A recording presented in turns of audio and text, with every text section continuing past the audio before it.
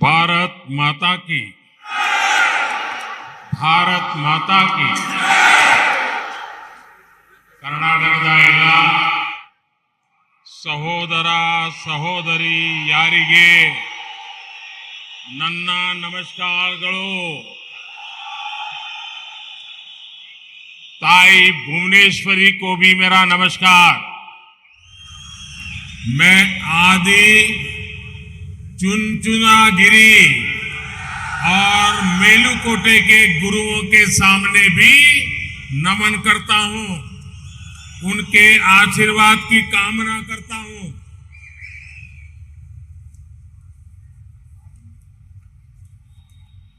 ताई भुवनेश्वरिಗೂ ನನ್ನ ನಮಸ್ಕಾರಗಳು। ನಾನು ಆದಿಚುಂಚನಗಿರಿ ಹಾಗೂ ಮೇಲುಕೋಟೆಯ ಗುರುಗಳಿಗೂ ನಮನಗಳನ್ನು ಸಲ್ಲಿಸುತ್ತೇನೆ। ಅವರ ಫ್ರೀಡಮ್ ಆಪ್ ಅಲ್ಲಿ ಕಲಿತು ಉಪ್ಪಿನಕಾಯಿ ತಯಾರಿ ಮಾಡ್ತಿದ್ದೀರಾ? ಹಾಗಾದ್ರೆ ನಿಮ್ಮ ಉಪ್ಪಿನಕಾಯಿಯನ್ನ 1 ಕೋಟಿಗೂ ಹೆಚ್ಚು ಫ್ರೀಡಮ್ ಆಪ್ ಬಳಕೆದಾರರಿಗೆ ಯಾವುದೇ ಖರ್ಚಿಲ್ಲದೆ ಮಾರಾಟ ಮಾಡಿ ಆಶೀರ್ವಾದವನ್ನ ಬೇಡುತ್ತೇನೆ। बीते कुछ समय में मुझे कर्नाटका के अलग अलग क्षेत्रों में जनता जनार्दन के दर्शन का अवसर मिला है। हर जगह कर्नाटका की जनता अभूतपूर्व आशीर्वाद दे रही है और मंड्या के लोगों के तो आशीर्वाद में भी मिठास होती है। सक्करे नगरा मधुर मंड्या, मंड्या के इस प्यार से, इस सत्कार से मैं अभिभूत हूं। मैं आप सभी का सर झुका करके वंदन करता हूं। ಕೆಲವು ಸಮಯಗಳಿಂದ ನನಗೆ ಕರ್ನಾಟಕದ ಬೇರೆ ಬೇರೆ ಪ್ರದೇಶದ ಜನಾರ್ದನರ ದರ್ಶನ ಮಾಡುವ ಅವಕಾಶ ಲಭಿಸಿದೆ। ಪ್ರತಿ ಸ್ಥಳದಲ್ಲಿಯೂ ಕರ್ನಾಟಕದ ಜನತೆಯ ಅಭೂತಪೂರ್ವ ಆಶೀರ್ವಾದವನ್ನ ನೀಡಿದ್ದಾರೆ। ಅದರಲ್ಲಿಯೂ ಮಂಡ್ಯದ ಜನರ ಆಶೀರ್ವಾದದ ಸವಿ ಮತ್ತು ಮಾಧುರ್ಯದಿಂದ ಕೂಡಿದೆ। ಸಕ್ಕರೆಯ ನಗರ ಮಧುರ ಮಂಡ್ಯದ ಈ ಪ್ರೀತಿಯ ಈ ಸತ್ಕಾರದಲ್ಲಿ ನಾನು ಮಿಂದು ಪುನೀತನಾಗಿದ್ದೇನೆ। ನಿಮಗೆಲ್ಲರಿಗೂ ನಾನು ಶಿರವಾಗಿ नमस्कारवನ್ನ ಹೇಳ್ತೇನೆ।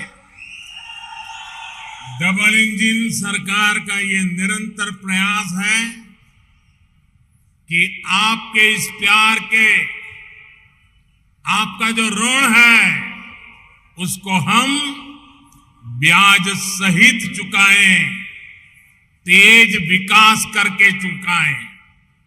अभी हजारों करोड़ रुपए के जिन इंफ्रास्ट्रक्चर प्रोजेक्ट का शिलान्यास और लोकार्पण यहां हुआ है, ये इसी प्रयास का हिस्सा है। डबल इंजिन सरकाರದ ನಿರಂತರ ಪ್ರಯತ್ನ ತಮ್ಮ ಈ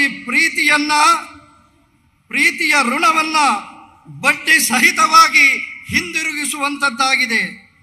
ಈ ವೇಗದ ಅಭಿವೃದ್ಧಿ ಮಾಡಿ ಇದನ್ನ ತೀರಿಸುತ್ತೇವೆ। ಈಗ ತಾನೇ ಸಾವಿರಾರು ಕೋಟಿ ರೂಪಾಯಿಗಳ ಮೂಲಭೂತ ಸೌಕರ್ಯಗಳ ಯೋಜನೆಯ ಶಿಲಾನ್ಯಾಸ ಮತ್ತು ಲೋಕಾರ್ಪಣೆ ಆಗಿದೆ। ಇದು ಇದೇ ಪ್ರಯತ್ನದ ಭಾಗವಾಗಿದೆ। बीते कई दिनों से देश में बेंगलुरु मैसूरू एक्सप्रेसवे की बहुत चर्चा है। सोशल मीडिया पर एक्सप्रेसवे से जुड़ी तस्वीरें वायरल हो रही है। हर देशवासी की, हमारे युवाओं की ये इच्छा रही है कि ऐसे शानदार आधुनिक एक्सप्रेसवे भारत में हर जगह बने। आज वो बेंगलुरु मैसूरू एक्सप्रेसवे को देखकर हमारे देश के युवा गर्व से भरे हुए हैं। इस एक्सप्रेसवे से मैसूरू और बेंगलुरु के बीच का समय अब आधे से भी कम रह गया है। ಕೆಲವು ದಿನಗಳಿಂದ ದೇಶದಲ್ಲಿ ಬೆಂಗಳೂರು ಮೈಸೂರು ಎಕ್ಸ್‌ಪ್ರೆಸ್ ವೇಯ ಬಗ್ಗೆ ಚರ್ಚೆ ನಡೆಯುತ್ತಿದೆ. ಸಾಮಾಜಿಕ ಮಾಧ್ಯಮಗಳಲ್ಲಿ ಎಕ್ಸ್‌ಪ್ರೆಸ್ ವೇಗೆ ಸಂಬಂಧಪಟ್ಟ ಚಿತ್ರಗಳು ವೈರಲ್ ಆಗಿವೆ. ಪ್ರತಿ ಭಾರತೀಯನಿಗೂ ಈ ದೇಶದ ಪ್ರತಿ ಯುವಕನಿಗೂ ಒಂದು ಇಚ್ಛೆ ಇತ್ತು. ಈ ದೇಶದ ರಸ್ತೆಗಳು ಅಭೂತಪೂರ್ವವಾಗಿ ಆಧುನಿಕವಾಗಿ ಆಗಬೇಕು.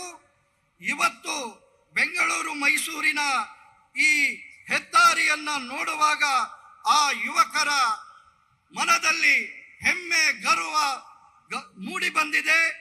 ಮತ್ತು ಈ ಕಾರಣಕ್ಕೆ ಮೈಸೂರು ಮತ್ತು ಬೆಂಗಳೂರಿನ ಮಧ್ಯದ ಪ್ರಯಾಣದ ಸಮಯ ಅರ್ಧಕ್ಕಿಂತಲೂ ಕಡಿಮೆಯಾಗಿದೆ. आज मैसूरू कुशलनगर 4 लेन का भी शिलान्यास हुआ है।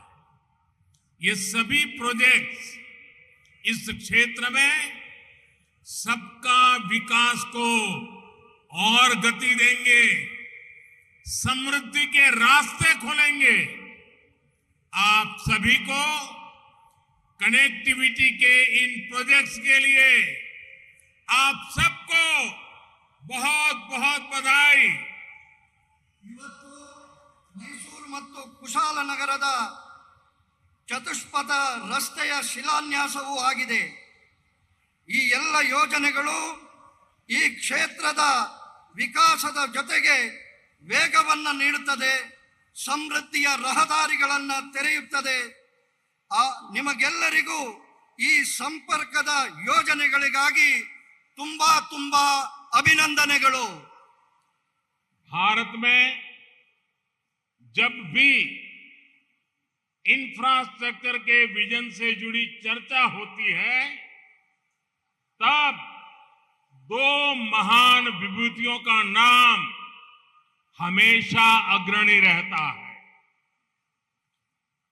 कृष्णराजा वडियार और सर एम विश्वेश्वरैया, ये दोनों महापुरुष इसी धरती के संतान थे और उन्होंने पूरे देश को एक नई दृष्टि दी, ताकत दी। इन महान विभूतियों ने आपदा को अवसर में बदला, इंफ्रास्ट्रक्चर का महत्व समझा और ये आज की पीढ़ियों का सौभाग्य है। पूर्वजों की तपस्या का उन्हें आज लाभ मिल रहा है। ಭಾರತದಲ್ಲಿ ಯಾವಾಗ ಎಲ್ಲ ಮೂಲಭೂತ ಸೌಕರ್ಯಗಳ ದೂರದರ್ಶಿತ್ವದ ಜೊತೆಗಿನ ಚರ್ಚೆ ಆಗುತ್ತದೆ ಆವಾಗ ಎಲ್ಲ ಇಬ್ಬರು ಮಹಾನ್ ವಿಭೂತಿ ಪುರುಷರ ಹೆಸರು ಅಗ್ರಣಿಯಲ್ಲಿ ಬಂದು ನಿಲ್ತದೆ. ಕೃಷ್ಣರಾಜ ಒಡೆಯರ್ ಮತ್ತು ಸರ್ ಎಂ ವಿಶ್ವೇಶ್ವರಯ್ಯನವರು. ಈ ಇಬ್ಬರು ಮಹಾಪುರುಷರನ್ನ ಈ ಪುಣ್ಯ ಭೂಮಿ ಭಾರತಕ್ಕೆ ನೀಡಿದೆ. ಈ ಮಹಾನ್ ಪುರುಷರ ಆಪತ್ತನ್ನ, ಸಂಕಷ್ಟವನ್ನ ಅವಕಾಶವಾಗಿ ಪರಿವರ್ತಿಸುವ ದೂರದರ್ಶಿತ್ವದ ಕಾರಣಕ್ಕೆ ಇವತ್ತಿನ ಪೀಳಿಗೆ ಅವರ ತಪಸ್ಸಿನ ಫಲದ ಲಾಭವನ್ನ ಅನುಭವಿಸ್ತಾ ಇದೆ. ऐसे ही महान व्यक्तित्वों से प्रेरित होकर आज देश में आधुनिक इंफ्रास्ट्रक्चर पर काम हो रहा। आज भारत माला और सागर माला योजना से कर्नाटका बदल रहा है, देश बदल रहा है। जब दुनिया कोरोना की मुश्किलों से जूझ रही थी तब भी भारत ने इंफ्रास्ट्रक्चर के बजट को कई गुना बढ़ाया है। इस वर्ष के बजट में तो रिकॉर्ड 10 लाख करोड़ रुपए हमने इंफ्रास्ट्रक्चर के लिए रखे हैं।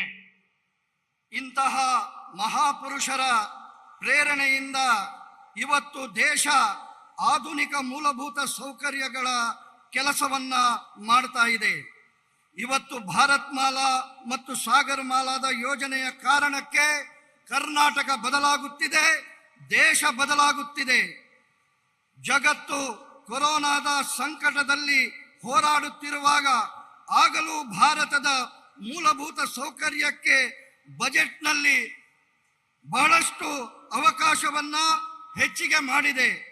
ಈ ವರ್ಷದ ಬಜೆಟ್ನಲ್ಲಂತೂ 10 ಲಕ್ಷ ಕೋಟಿ ರೂಪಾಯಿಯನ್ನ ನಾವು ಮೂಲಭೂತ ಸೌಕರ್ಯಗಳಿಗಾಗಿ ಕಾದಿರಿಸಿದ್ದೇವೆ. इंफ्रास्ट्रक्चर अपने साथ सिर्फ सुविधा नहीं लाता, बल्कि ये रोजगार लाता है, निवेश लाता है, कमाई के साधन लाता है. सिर्फ कर्नाटका में ही बीते वर्षों में 1 लाख करोड़ रुपए से अधिक हाईवे से जुड़े प्रोजेक्ट में हमने पूंजी निवेश किया है. ಮೂಲಭೂತ ಸೌಕರ್ಯಗಳು ತನ್ನೊಂದಿಗೆ ಸೌಕರ್ಯವನ್ನ ಮಾತ್ರ ತರುವಂತದ್ದಲ್ಲ, ಬದಲಾಗಿ ಉದ್ಯೋಗವನ್ನ ತರುತ್ತದೆ, ಹೂಡಿಕೆಯನ್ನ ತರುತ್ತದೆ, ಸಂಪಾದನೆಯ ಸಾಧನಗಳನ್ನು ತರುತ್ತದೆ. ಕೇವಲ ಕರ್ನಾಟಕದಲ್ಲಿ ಕಳೆದ ಕೆಲವು ವರ್ಷಗಳಲ್ಲಿ 1 ಲಕ್ಷ ಕೋಟಿ ರೂಪಾಯಿಗಿಂತಲೂ ಅಧಿಕವಾದಂತಹ ಹೈವೇ ಸಂಬಂಧಿತ ಯೋಜನೆಗಳಿಗಾಗಿ ಹಣವನ್ನ ಬಿಡುಗಡೆ ಮಾಡಿದೆ. बेंगलुरु और मैसूरू दोनों कर्नाटका के महत्वपूर्ण शहर है. एक शहर को टेक्नोलॉजी के लिए जाना जाता है तो दूसरे को ट्रेडिशन के लिए. इन दोनों शहरों को आधुनिक कनेक्टिविटी से जोड़ना कई अलग अलग दृष्टिकोण से बहुत महत्वपूर्ण है. ಬೆಂಗಳೂರು ಮತ್ತು ಮೈಸೂರು ಎರಡೂ ಕರ್ನಾಟಕದ ಮಹತ್ವಪೂರ್ಣ ನಗರಗಳಾಗಿವೆ. ಒಂದು ತನ್ನ ಟೆಕ್ನಾಲಜಿಗೆ ಪರಿಚಿತವಾಗಿದ್ದರೆ ಇನ್ನೊಂದು ತನ್ನ ಪರಂಪರೆಯ ಕಾರಣಕ್ಕೆ ಪರಿಚಿತವಾಗಿದೆ. ಈ ಎರಡು ನಗರಗಳ ಆಧುನಿಕ ಸಂಪರ್ಕದಿಂದಾಗಿ ಬೇರೆ ಬೇರೆ ರೀತಿಯ ದೃಷ್ಟಿಕೋನದ ಬಹಳ ಮಹತ್ವವನ್ನ ಈ ಸಂಪರ್ಕ ಪಡಿತದೆ. लंबे समय से दोनों शहरों के बीच यात्रा करने वाले लोग भारी ट्रैफिक की शिकायत करते थे, लेकिन अब एक्सप्रेसवे की वजह से ये दूरी सिर्फ 1.5 घंटे में पूरी की जा सकेगी. इससे इस पूरे क्षेत्र में आर्थिक विकास की रफ्तार बहुत तेज होने वाली है. ಬಹಳ ಸಮಯಗಳಿಂದ ಈ ಎರಡು ನಗರಗಳ ಪ್ರಯಾಣಿಕರು ಭಾರಿ ರೀತಿಯಲ್ಲಿ ವಾಹನದ ದಟ್ಟಣೆಯ ಕಾರಣಕ್ಕೆ ದೂರುಗಳನ್ನು ಸಲ್ಲಿಸ್ತಾ ಇದ್ರು. ಇವತ್ತು ಈ ಎಕ್ಸ್ಪ್ರೆಸ್ ಹೈವೇಯ ಕಾರಣದಿಂದಾಗಿ ಈ ಪ್ರಯಾಣದ ದೂರವನ್ನ ಕೇವಲ 1.5 ಗಂಟೆಯಲ್ಲಿ ಪೂರ್ಣ ಮಾಡಲು ಸಾಧ್ಯವಾಗ್ತದೆ. ಇದರ ಕಾರಣಕ್ಕೆ ಈ ಪ್ರದೇಶದಲ್ಲಿ ಆರ್ಥಿಕತೆಯ ಅಭಿವೃದ್ಧಿಯ ವೇಗವು ಹೆಚ್ಚುತ್ತದೆ. ये एक्सप्रेसवे रामनगर और मंड्या से गुजर रहा है. यहां भी कई ऐतिहासिक धरोहर मौजूद है. इन शहरों में भी पर्यटन की संभावना बढ़ जाएगी. इससे मैसूरू तक पहुंचना आसान तो होगा ही, साथ ही मां कावेरी की जन्मस्थली की बरसात में लैंडस्लाइड के कारण वेस्टर्न घाट में बेंगलुरु का रास्ता अक्सर बंद हो जाता. इससे इस क्षेत्र की पोर्ट कनेक्टिविटी प्रभावित होती है. मैसूरू कुशलनगर हाईवे के चौड़ीकरण से ये समस्या भी दूर हो जाएगी। अच्छी कनेक्टिविटी के चलते इस क्षेत्र में इंडस्ट्री का भी विस्तार बहुत तेजी से होगा। ನಾವು ನೋಡುತ್ತೇವೆ, ಮಳೆಗಾಲದ ಕಾಲದಲ್ಲಿ ಪಶ್ಚಿಮ ಘಟ್ಟಗಳಲ್ಲಿ ಭೂಕುಸಿತದ ಕಾರಣಕ್ಕೆ ಬೆಂಗಳೂರು ಮಂಗಳೂರು ರಸ್ತೆ ಆಗಾಗ ಬಂದ್ ಆಗ್ತದೆ. ಈ ಕ್ಷೇತ್ರದಲ್ಲಿ ಬಂದರಿನ ಜೊತೆಗಿನ ಸಂಪರ್ಕ ಈ ಕಾರಣಕ್ಕೆ ಪ್ರಭಾವಕ್ಕೆ ಒಳಗಾಗ್ತದೆ. ಮೈಸೂರು ಕುಶಾಲನಗರದ ಹೈವೇಯ ಅಗಲೀಕರಣ ಈ ಸಮಸ್ಯೆಯನ್ನ ದೂರ ಮಾಡುತ್ತದೆ. ಒಳ್ಳೆಯ ಸಂಪರ್ಕದ ಕಾರಣಕ್ಕೆ ಈ ಪ್ರದೇಶದಲ್ಲಿ ಕೈಗಾರಿಕೆಯ ವಿಸ್ತಾರವು ಬಹಳ ವೇಗವನ್ನು ಪಡೆಯುತ್ತದೆ. साल 2014 से पहले कांग्रेस की जो सरकार केंद्र में थी और मिलीजुली सरकार थी, भांति भांति लोगों के समर्थन से चल रही थी, उसने गरीब आदमी को, गरीब परिवारों को तबाह करने में कोई कसर बाकी नहीं छोड़ी थी। जो पैसा गरीब के विकास के लिए था, उसका हजारों करोड़ रुपए कांग्रेस की सरकार ने लूट लिया था। कांग्रेस को कभी गरीब के दुख दर्द से कोई फर्क नहीं पड़ा है। 2014ರ ಮೊದಲಿನ ಕೇಂದ್ರದ ಕಾಂಗ್ರೆಸ್ ಸರ್ಕಾರಗಳು ಬಡವರ ಬಗ್ಗೆ ಯಾವುದೇ ರೀತಿಯಲ್ಲಿಯೂ ಸಂವೇದನೆಯನ್ನ ತೋರಿಸಲಿಲ್ಲ. ಬಡವರ ದುಃಖ ನೋವುಗಳ ಪರಿಚಯ ಅವರಿಗೆ ಇರಲಿಲ್ಲ. ಕೇಂದ್ರದ ವಿಕಾಸಕ್ಕಾಗಿ ಬಡವರಿಗೋಸ್ಕರ ಕೊಟ್ಟಂತಹ ಸಾವಿರಾರು ಕೋಟಿ ರೂಪಾಯಿಯನ್ನ ಕಾಂಗ್ರೆಸ್ಸಿನ ಸರ್ಕಾರಗಳು ಲೂಟಿ ಮಾಡಿದವು. 2014 में जब आपने मुझे वोट देकर के सेवा का मौका दिया, तो देश में गरीब की सरकार बनी, गरीब का दुख दर्द समझने वाली संवेदनशील सरकार बनी। इसके बाद भाजपा की केंद्र सरकार ने पूरी ईमानदारी से गरीब की सेवा करने का प्रयास किया, गरीब के जीवन से मुश्किल कम करने का लगातार प्रयास किया। 2014ರಲ್ಲಿ ನೀವು ಮತವನ್ನು ನೀಡುವುದರ ಮೂಲಕ ನನಗೆ ನಿಮ್ಮೆಲ್ಲರ ಸೇವೆ ಮಾಡುವ ಅವಕಾಶವನ್ನ ಕಲ್ಪಿಸಿಕೊಟ್ರಿ.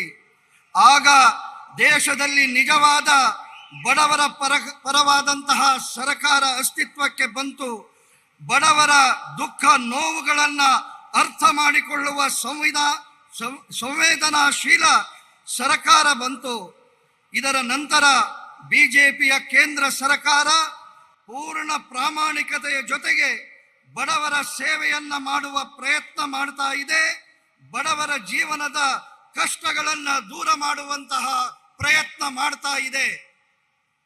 गरीब के पास पक्का घर हो, गरीब के घर में नल से जल आए, उज्ज्वला का गैस कनेक्शन हो, बिजली कनेक्शन हो, गांव तक सड़कें बने, अस्पताल बने, इलाज की चिंता कम हो, इसे भाजपा की सरकार ने सर्वोच्च प्राथमिकता दी है।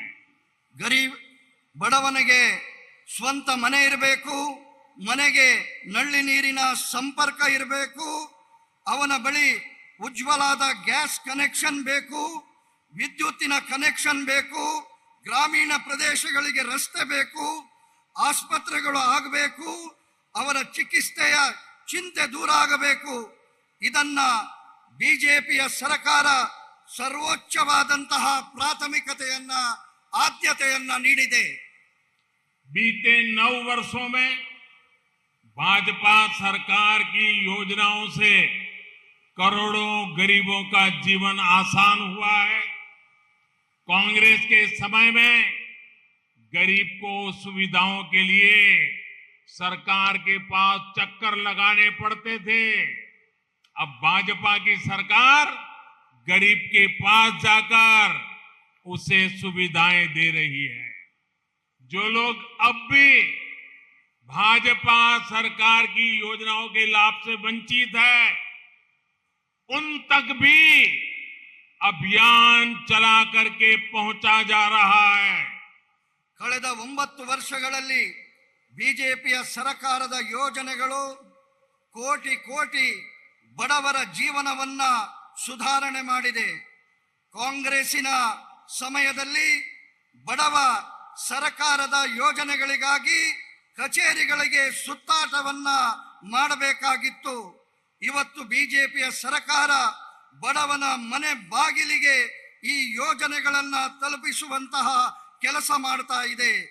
ಯಾರಿಗೆ ಬಿಜೆಪಿಯ ಸರ್ಕಾರದ ಯೋಜನೆಗಳ ಲಾಭ ಇನ್ನೂ ಸಿಗಲಿಲ್ಲವೋ ಅವರಿಗೂ ಈ ಅಭಿಯಾನದ ಮೂಲಕ ತಲುಪಿಸಬೇಕಾದಂತಹ ಕೆಲಸ ಮಾಡಬೇಕಾಗಿದೆ.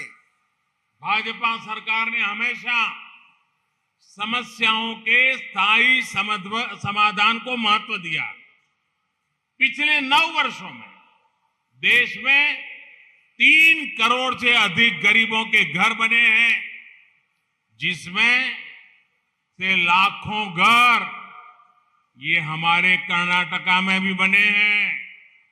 जल जीवन मिशन के तहत कर्नाटका में लगभग 40 लाख नए परिवारों को नल से जल मिला है।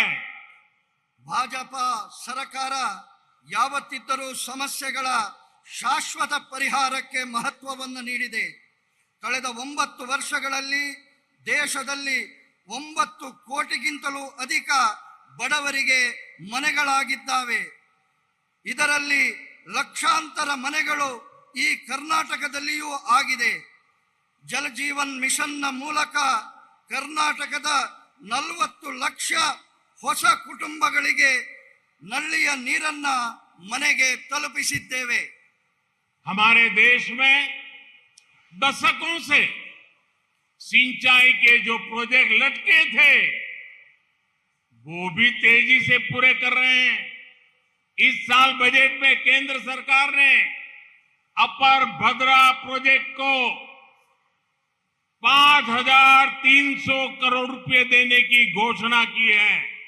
इससे भी कर्नाटका के एक बड़े हिस्से में सिंचाई से जुड़ी समस्याओं का स्थायी समाधान होने वाला है। ನಮ್ಮ ದೇಶದಲ್ಲಿ ದಶಕಗಳ ಕಾಲ ನೀರಾವರಿಯ ಯೋಜನೆಗಳು ನೇತಾಡಿಕೊಂಡೇ ಇರುತ್ತವೆ. ಇದಕ್ಕೆ ವೇಗವನ್ನ ಕೊಡುವ ದೃಷ್ಟಿಯಲ್ಲಿ ನಮ್ಮ ಸರ್ಕಾರ ಈ ಬಾರಿಯ ಬಜೆಟ್ನಲ್ಲಿ ಭದ್ರಾ ಮೇಲ್ದಂಡೆ ಯೋಜನೆಗೆ 5,300 ಕೋಟಿ ರೂಪಾಯಿ ಕೊಡುವಂತಹ ಘೋಷಣೆ ಮಾಡಿದೆ. ಈ ಕಾರಣಕ್ಕೆ ಕರ್ನಾಟಕದ ಬಹುದೊಡ್ಡ ಪ್ರದೇಶದಲ್ಲಿ ನೀರಾವರಿಯ ಸಮಸ್ಯೆಗೆ ಶಾಶ್ವತವಾದಂತಹ ಪರಿಹಾರ ಸಿಗಲಿದೆ. किसानों की छोटी छोटी समस्याओं को दूर करके भी भाजपा सरकार उनकी चिंता का स्थायी समाधान कर रही है।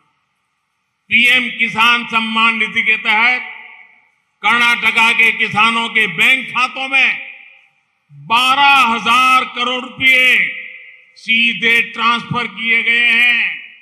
यहां मंड्या के भी 3.25 लाख किसानों के बैंक खातों में 600 करोड़ रुपए केंद्र की भाजपा सरकार ने भेजे हैं।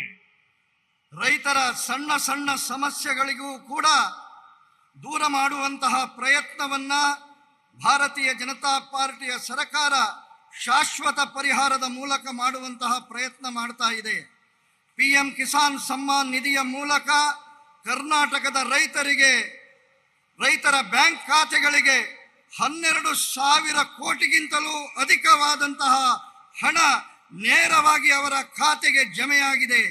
ಈ ಮಂಡ್ಯದಲ್ಲಿಯೂ ಕೂಡ 3.25 ಲಕ್ಷ ರೈತರ ಖಾತೆಗಳಿಗೆ 600 ಕೋಟಿ ರೂಪಾಯಿಗಿಂತಲೂ ಅಧಿಕ ಕೇಂದ್ರ ಸರ್ಕಾರ ನೀಡಿದೆ. वैसे मैं भाजपा की कर्नाटक की सरकार का एक और बात के लिए भी प्रशंसा करूंगा। पीएम किसान सम्मान निधि में केंद्र सरकार जो 6,000 रुपया भेजती है, कर्नाटका सरकार उसमें 4,000 रुपया और जोड़ देती है। यानी डबल इंजन सरकार में किसानों को डबल लाभ हो रहा है, उनकी समस्याओं का समाधान हो रहा है। ನಾನು ಒಂದು ಮಾತಿಗಾಗಿ ಕರ್ನಾಟಕದ ಸರ್ಕಾರವನ್ನ ಅಭಿನಂದಿಸುತ್ತೇನೆ. ಪಿಎಂ ಕಿಸಾನ್ ಸಮ್ಮಾನ್ ನಿಧಿಯ ಜೊತೆಗೆ ಕೇಂದ್ರ ಸರ್ಕಾರದ 6,000 ಜೊತೆಗೆ ಕರ್ನಾಟಕದ ಸರ್ಕಾರವು 4,000 ರೂಪಾಯಿಯನ್ನ ಜೋಡಿಸಿ ನೀಡುತ್ತಿದೆ. ಈ ಕಾರಣಕ್ಕೆ ಡಬಲ್ ಇಂಜಿನ್ ಸರ್ಕಾರದ ಕಾರಣಕ್ಕೆ ರೈತರಿಗೆ ಡಬಲ್ ಲಾಭ ಆಗ್ತಾ ಇದೆ, ಅವರ ಸಮಸ್ಯೆಗಳಿಗೆ ಪರಿಹಾರ ಸಿಗ್ತಾ ಇದೆ. कर्नाटका के सक्करे नगरा मधुर मंड्या के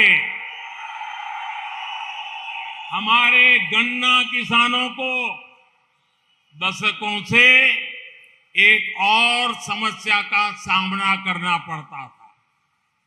गन्ने की पैदावार ज्यादा हो तो भी मुसीबत, गन्ना कम पैदा हो तो भी मुसीबत। इस वजह से चीनी मिलों पर गन्ना किसानों का बकाया सालों साल चलता रहता था। ಕರ್ನಾಟಕದ ಸಕ್ಕರೆಯ ನಗರ ಮಧುರಂ ಮಂಡ್ಯದ ಕಬ್ಬು ಬೆಳೆಗಾರರಿಗೆ ದಶಕಗಳಿಂದ ಒಂದು ಸಮಸ್ಯೆ ಯಾವಾಗಲೂ ಎದುರಿಸಬೇಕಾಗ್ತದೆ. ಕಬ್ಬು ಬೆಳೆ ಹೆಚ್ಚಾದಾಗಲೂ ಸಮಸ್ಯೆ, ಕಬ್ಬು ಬೆಳೆ ಕಡಿಮೆಯಾದಾಗಲೂ ಸಮಸ್ಯೆ. ಈ ಕಾರಣಕ್ಕೆ ಸಕ್ಕರೆಯ ಕಾರ್ಖಾನೆಗಳ ಮೇಲೆ ಕಬ್ಬು ಬೆಳೆಗಾರರ ಅವಲಂಬನೆ ನಡೀತಾ ಇರ್ತಿತ್ತು. इस समस्या का कोई न कोई समाधान करना तो जरूरी था। किसानों के हित को प्राथमिकता देने वाली भाजपा सरकार ने एक रास्ता चुना, इथेनॉल का। हमने तय किया कि गन्ने से बनने वाले इथेनॉल का उत्पादन बढ़ाएंगे, यानी गन्ने की ज्यादा पैदावार होने पर उससे इथेनॉल बनाया जाएगा। इथेनॉल से किसान की आय सुनिश्चित की जाएगी। ಈ ಸಮಸ್ಯೆಗೆ ಒಂದು ಪರಿಹಾರವನ್ನ ಹುಡುಕುವಂತದ್ದು ಅಗತ್ಯ ಇತ್ತು. ರೈತರ ಹಿತಕ್ಕೆ ಪ್ರಾಥಮಿಕತೆಯನ್ನು ನೀಡುವಂತಹ ಬಿಜೆಪಿ ಸರ್ಕಾರ ಒಂದು ಉಪಾಯವನ್ನ ಇಥೆನಾಲ್ ಉತ್ಪಾದನೆಯ ಮೂಲಕ ಹುಡುಕಿತು. ನಾವು ನಿಶ್ಚಯ ಮಾಡಿದೆವು, ಕಬ್ಬಿನಿಂದ ಉತ್ಪಾದನೆ ಆಗುವಂತಹ ಇಥೆನಾಲ್ನ ಉತ್ಪಾದನೆಯನ್ನ ಹೆಚ್ಚಿಗೆ ಮಾಡುತ್ತೇವೆ. ಅಂದರೆ ಕಬ್ಬಿನಿಂದ ಹೆಚ್ಚಿನ ಉತ್ಪತ್ತಿಯನ್ನ ಮಾಡುವುದರ ಮೂಲಕ ಇಥೆನಾಲ್ನ ಹೆಚ್ಚಿನ ಉತ್ಪಾದನೆ ಜೊತೆಗೆ ಕಬ್ಬು ಬೆಳೆಗಾರರಿಗೆ ಹೆಚ್ಚಿನ ಸುಸ್ಥಿರ ಅಭಿವೃದ್ಧಿ ಇದರಿಂದ ಸಾಧ್ಯ. पिछले वर्ष ही देश की चीनी मिलों ने 20,000 करोड़ रुपए का इथेनॉल तेल कंपनियों को बेचा। इससे गन्ना किसानों को समय पर भुगतान करने में मदद मिली है। 13-14 के बाद से लेकर पिछले सीजन तक 17,000 करोड़ रुपए का इथेनॉल चीनी मिलों से खरीदा गया है। ये पैसा गन्ना किसानों तक पहुंचा है। ಕಳೆದ ವರ್ಷ ದೇಶದ ಸಕ್ಕರೆ ಕಾರ್ಖಾನೆಗಳಿಂದ 20,000 ಕೋಟಿ ರೂಪಾಯಿಯ ಇಥೆನಾಲ್ ಅನ್ನು ತೈಲ ಕಂಪನಿಗಳಿಗೆ ಮಾರಾಟ ಮಾಡಿದೆ. ಇದರಿಂದಾಗಿ ಕಬ್ಬು ಬೆಳೆಗಾರರ ಸಮಯಕ್ಕೆ ಸರಿಯಾಗಿ ಹಣವನ್ನ ಪಾವತಿಸುವುದಕ್ಕೆ ಸಹಾಯವಾಗಿದೆ. 2013-14 ನಂತರ ಕಳೆದ ಸೀಸನ್ವರೆಗೂ 70,000 ಕೋಟಿ ರೂಪಾಯಿಯ ಇಥನಾಲ್ ಚೀನಾ ಸಕ್ಕರೆ ಕಾರ್ಖಾನೆಗಳಿಂದ ಕ್ರಯಕ್ಕೆ ತೆಗೆದುಕೊಂಡಿದೆ. ಈ ಹಣ ಕಬ್ಬು ಬೆಳೆಗಾರರಿಗೆ ತಲುಪಿದೆ. इस वर्ष के केंद्र सरकार के बजट में भी किसानों के लिए विशेष रूप से गन्ना किसानों के लिए अनेक प्रावधान किए गए हैं. शुगर कोऑपरेटिव्स के लिए 10,000 करोड़ रुपए की मदद हो, टैक्स में छूट हो, इससे गन्ना किसानों को लाभ होगा. ಈ ವರ್ಷವೂ ಕೇಂದ್ರ ಸರ್ಕಾರ ಬಜೆಟ್ನಲ್ಲಿ ರೈತರಿಗಾಗಿ ವಿಶೇಷವಾಗಿ ಕಬ್ಬು ಬೆಳೆಗಾರರಿಗೆ ಅನೇಕ ಯೋಜನೆಗಳನ್ನು ಘೋಷಣೆ ಮಾಡಿದೆ. ಸಕ್ಕರೆಯ ಸಹಕಾರಿ ಸಂಘಗಳಿಗೆ 10,000 ಕೋಟಿ ರೂಪಾಯಿಯ ಸಹಾಯಧನ, ತೆರಿಗೆಯಲ್ಲಿ ರಿಯಾಯಿತಿ, ಇದರಿಂದ ಕಬ್ಬು ಬೆಳೆಗಾರರಿಗೆ ಲಾಭವಾಗಲಿದೆ. हमारा देश अवसरों की धरती है. दुनिया भर के लोग भारत में अपनी संभावनाएं तलाश रहे हैं. 2022 में भारत में रिकॉर्ड विदेशी निवेश आया. इसका सबसे बड़ा लाभ ये हमारे कर्नाटका को हुआ. कोरोना काल के बावजूद कर्नाटका में लगभग 4 लाख करोड़ रुपए का निवेश हुआ है. ये डबल इंजन सरकार की मेहनत दिखाता है. ಇವತ್ತು ನಮ್ಮ ದೇಶ ಅವಕಾಶಗಳ ಭೂಮಿಯಾಗಿ ಪರಿವರ್ತನೆಯಾಗಿದೆ. ಜಗತ್ತಿನ ಎಲ್ಲ ಜನರು ಭಾರತದಲ್ಲಿ ತಮ್ಮ ಅವಕಾಶಗಳ ಹುಡುಕಾಟವನ್ನ ಮಾಡ್ತಾ ಇದ್ದಾರೆ. 2022ರಲ್ಲಿ ಭಾರತದಲ್ಲಿ ವಿದೇಶಿ ಹೂಡಿಕೆ ಬಂದಿದೆ, ದಾಖಲೆ ಪ್ರಮಾಣದಲ್ಲಿ ಬಂದಿದೆ. ಇದರ ದೊಡ್ಡ ಲಾಭ ಕರ್ನಾಟಕಕ್ಕೆ ಆಗಲಿದೆ. ಕರ್ನಾಟಕ ಕೊರೋನಾ ಕಾಲದ ಹೊರತಾಗಿಯೂ ಕರ್ನಾಟಕದಲ್ಲಿ ಸುಮಾರು 4 ಲಕ್ಷ ಕೋಟಿ ರೂಪಾಯಿಯ ಹೂಡಿಕೆ ಆಗಿದೆ. ಇದು ಡಬಲ್ ಎಂಜಿನ್ ಸರ್ಕಾರದ ಪರಿಶ್ರಮವನ್ನು ತೋರಿಸುತ್ತದೆ. कर्नाटक में आईटी के अलावा बायोटेक्नोलॉजी से लेकर डिफेंस मैन्युफैक्चरिंग तक हर सेक्टर का विस्तार हो रहा है. डिफेंस, एरोस्पेस और स्पेस सेक्टर में अभूतपूर्व निवेश हो रहा है. अब कर्नाटका इलेक्ट्रिक व्हीकल मैन्युफैक्चरिंग में भी तेजी से आगे बढ़ रहा है. ಕರ್ನಾಟಕದ ಮಾಹಿತಿ ತಂತ್ರಜ್ಞಾನದ ಹೊರತಾಗಿ ಬಯೋಟೆಕ್ನಾಲಜಿಯನ್ನು ಪ್ರಾರಂಭಗೊಂಡು ರಕ್ಷಣಾ ಉತ್ಪಾದನೆಯಲ್ಲಿಯೂ ವಲಯದಲ್ಲಿಯೂ ವೇಗವನ್ನ ಪಡೆದಿದೆ. ರಕ್ಷಣಾ ವಲಯ, ವಿಮಾನ ವಲಯ, ಅದೇ ರೀತಿ ಬಾಹ್ಯಾಕಾಶಗಳ ವಲಯದಲ್ಲಿ ಅಭೂತಪೂರ್ವವಾದಂತಹ ಹೂಡಿಕೆ ಆಗ್ತಾ ಇದೆ. ಇವತ್ತು ಕರ್ನಾಟಕ ವಿದ್ಯುತ್ ವಾಹನಗಳ ತಯಾರಿಕೆಗೆ ಬಹಳ ವೇಗವನ್ನ ನೀಡಿದೆ. डबल इंजन सरकार के इन प्रयासों के बीच कांग्रेस और उनके साथी क्या कर रहे हैं? कांग्रेस ने तो एक काम लिया है सर पे. कांग्रेस मोदी की कब्र खोदने का सपना देख रही है. कांग्रेस मोदी की कब्र खोदने में बिजी है और मोदी बेंगलुरु मैसूरू एक्सप्रेस वे बनाने में बिजी है. कांग्रेस मोदी की कब्र खोदने में व्यस्त है और मोदी गरीब का जीवन आसान बनाने में व्यस्त है.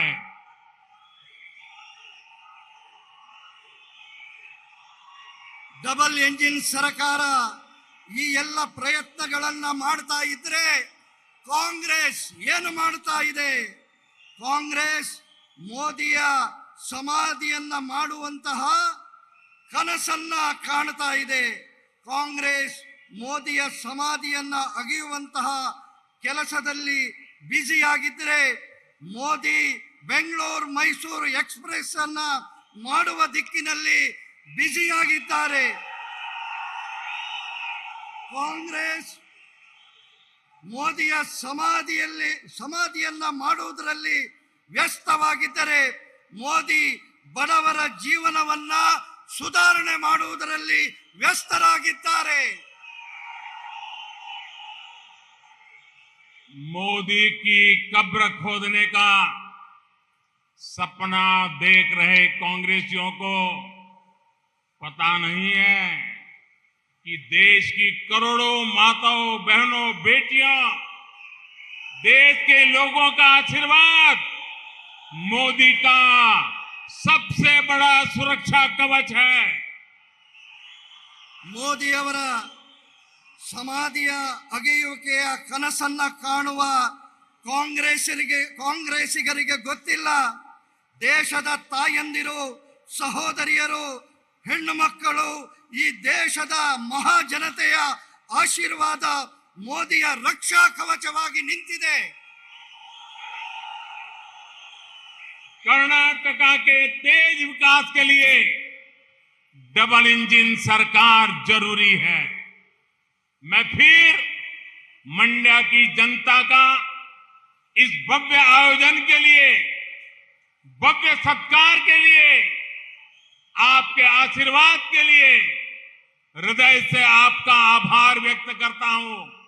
आप सभी को विकास के प्रोजेक्ट के लिए बहुत बहुत बधाई देता हूं. ಕರ್ನಾಟಕದ ಈ ವೇಗದ ವಿಕಾಸಕ್ಕೆ ಡಬಲ್ ಇಂಜಿನ್ ಸರ್ಕಾರದ ಅಗತ್ಯ ಇದೆ. ನಾನು ಮತ್ತೆ ಮಂಡ್ಯದ ಜನತೆಗೆ ಈ ಭವ್ಯ ಕಾರ್ಯಕ್ರಮದ ಆಯೋಜನೆಗೆ, ನಿಮ್ಮ ಹೃತ್ಪೂರ್ವಕವಾದಂತಹ ಸ್ವಾಗತಕ್ಕೆ ಹೃದಯಪೂರ್ವಕವಾಗಿ ನಾನು ಪ್ರಣಾಮಗಳನ್ನು ಸಲ್ಲಿಸ್ತೇನೆ. ನಮ್ಮೆಲ್ಲರ ವಿಕಾಸದ ಯೋಜನೆಗಳಿಗೆ ನಿಮಗೆ ಮತ್ತೆ ಮತ್ತೆ ಅಭಿನಂದನೆಗಳನ್ನು ಸಲ್ಲಿಸ್ತೇನೆ. ಧನ್ಯವಾದ. भारत माता की, भारत माता की, भारत माता की, भारत माता की. बहुत बहुत धन्यवाद. न्यूज़ फर्स्ट, प्रतीक्षणा निम्मदिगे.